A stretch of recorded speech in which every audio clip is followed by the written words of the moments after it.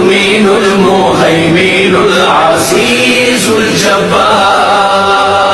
المتكبر الخالق البارئ المصور الغفار القهار الوهاب الرزاق الفتاح العليم القابض الباسط الخافض الرافع المعز المذل السميع البصير الحكم العدل اللطيف الخبير